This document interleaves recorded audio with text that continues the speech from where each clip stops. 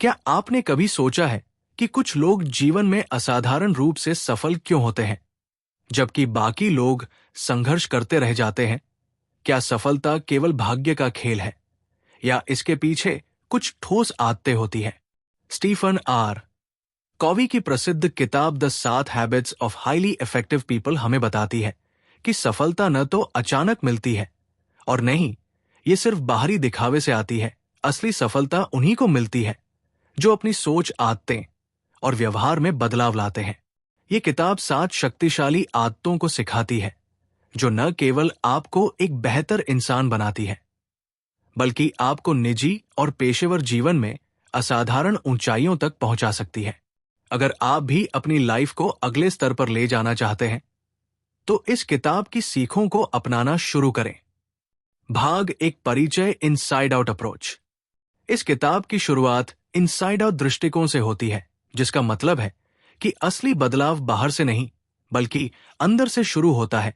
हमारी आदतें, सोचने का तरीका और मूलभूत सिद्धांत ही हमारी सफलता या असफलता तय करते हैं। अंदरूनी बदलाव क्यों जरूरी है?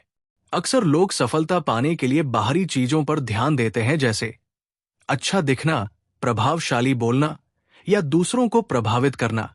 लेकिन सच्ची सफलता उन्हीं को मिलती है जो पहले खुद को अंदर से सुधारते हैं।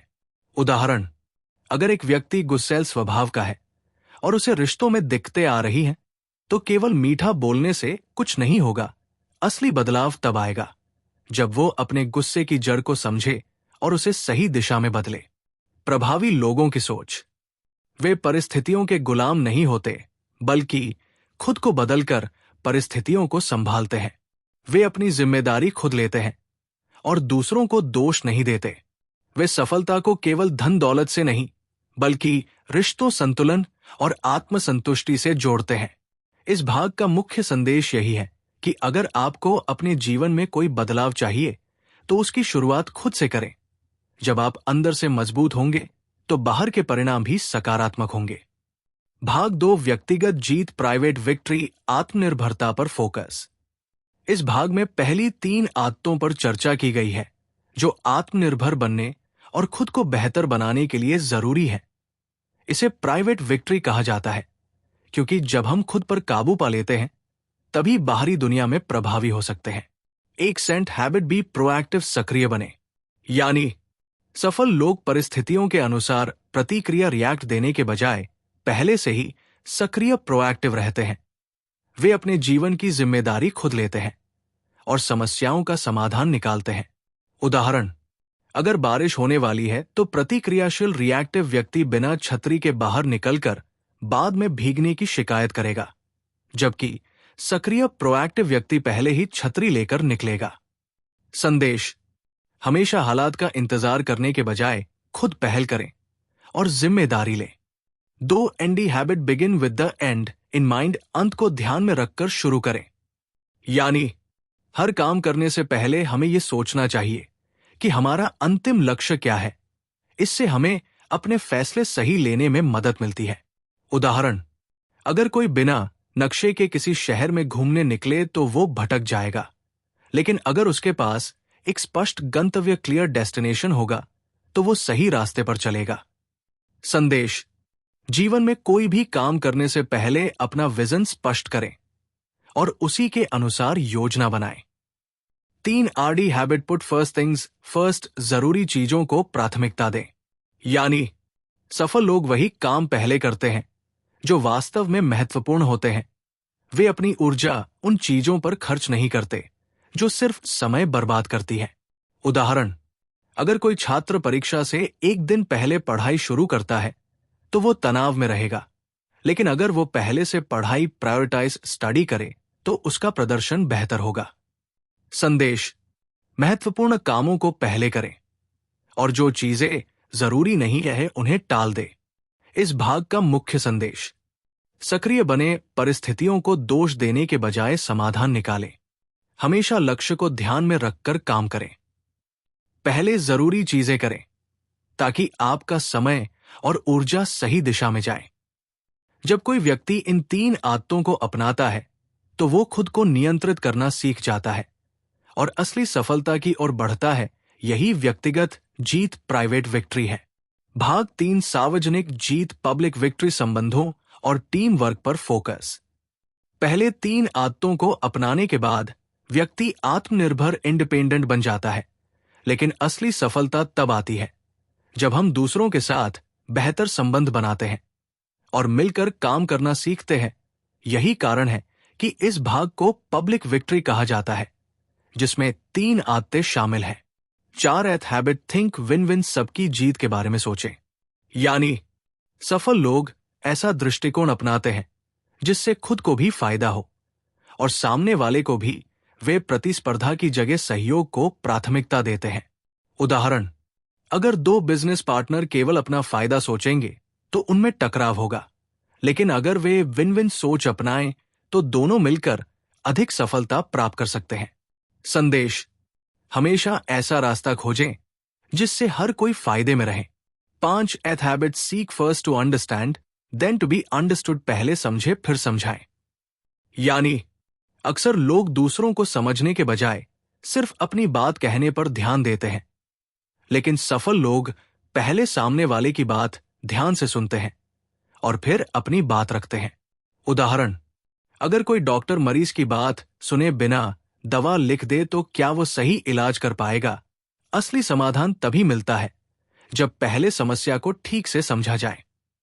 संदेश, पहले सामने वाले की बात ध्यान से सुने फिर अपनी राय दे। 6 हैबिट सिनर्जाइज सिनर्जी बनाएं, टीम वर्क को अपनाएं। यानी जब लोग मिलकर काम करते हैं तो वे अकेले से ज्यादा बेहतर परिणाम हासिल कर सकते हैं। इसे ही सिनर्जी कहा जाता है। उदाहरण, अगर एक अकेला लकड़हारा एक दिन में 10 पेड़ काट सकता है तो 2 लकड़हारे मिलकर 20 से ज्यादा पेड़ काट सकते हैं, क्योंकि वे आपस में काम बांटकर तेजी से काम कर सकते हैं। संदेश, टीम वर्क और सहयोग से सर्वश्रेष्ठ परिणाम मिलते हैं। इस भाग का मुख्य संदेश, हर किसी की जीत का सोचे विन विन। पहले दूसरों को समझने की कोशिश करें एक्टिव लिसनिंग। मिलकर काम करने से ज्यादा सफलता मिलती है टीम वर्क सिनर्जी। जब कोई व्यक्ति इन आदतों को अपनाता है तो उसके रिश्ते मजबूत होते हैं और वो व्यक्तिगत के साथ साथ पेशेवर रूप से भी सफल होता है। यही असली सार्वजनिक जीत पब्लिक विक्ट्री है। भाग 4 निरंतर सुधार रिन्यूअल, खुद को अपडेट रखना।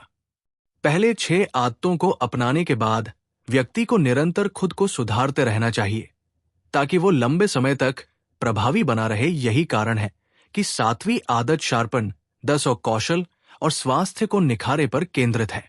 7 हैबिट शार्पन 10 कौशल और स्वास्थ्य को निखारे।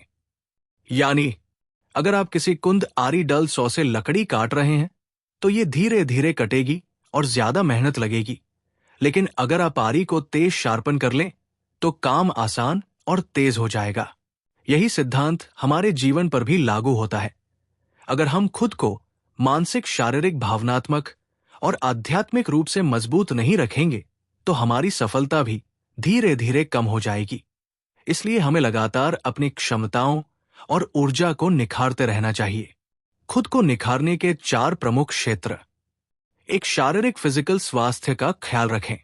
रोजाना व्यायाम करें, सही खान पान अपनाएं और पर्याप्त नींद लें। उदाहरण, विराट कोहली फिटनेस को प्राथमिकता देते हैं, जिससे उनकी परफॉर्मेंस लगातार बेहतर बनी रहती है। 2, मानसिक मेंटल सीखते रहें और दिमाग को तेज करें। किताबें पढ़ें, नए कौशल सीखें और खुद को अपडेट रखें। उदाहरण, बिल गेट्स हर साल सैकड़ों किताबें पढ़ते हैं और नई चीजें सीखते रहते हैं। 3, आध्यात्मिक स्पिरिचुअल आत्मचिंतन और संतुलन बनाए रखें। ध्यान, मेडिटेशन करें, प्रेरणादायक बातें पढ़ें और जीवन में शांति बनाए रखें। उदाहरण, स्टीव जॉब्स ध्यान करते थे, जिससे उनकी क्रिएटिविटी और सोचने की क्षमता बढ़ती थी। 4, भावनात्मक और सामाजिक इमोशनल सोशल रिश्तों को मजबूत करें। परिवार और दोस्तों के साथ समय बिताएं, सकारात्मक सोचें और दूसरों की मदद करें। उदाहरण, महात्मा गांधी ने हमेशा सहानुभूति और अहिंसा को अपनाकर समाज में बदलाव लाया। इस भाग का मुख्य संदेश, निरंतर खुद को सुधारते रहें, शारीरिक, मानसिक, आध्यात्मिक और भावनात्मक रूप से संतुलित जीवन जिए। अपने कौशल को लगातार निखारें ताकि सफलता बनी रहे।